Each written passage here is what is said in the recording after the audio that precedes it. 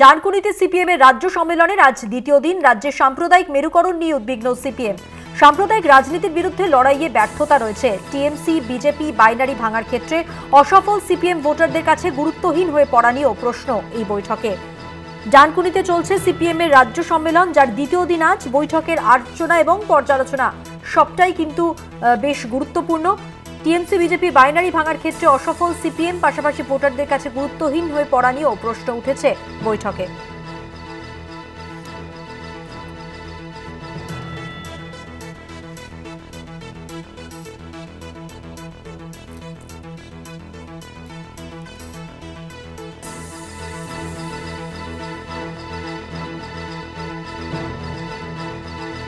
সাম্প্রদায়িক রাজনীতির বিরুদ্ধে লড়াইয়ে ব্যর্থতা রয়েছে। তৃণমূল ও বিজেপির বাইনারি ভাঙার ক্ষেত্রে অসফল। একের পর এক নির্বাচনে ভোটারদের কাছে গুরুত্বহীন হয়ে পড়ছে দল।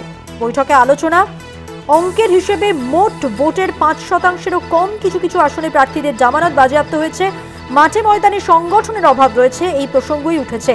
দলের কর্মীদের মধ্যে সংগঠন তৈরি ও সামনে এগোনোর বিষয়ে সীমাবদ্ধতা রয়েছে।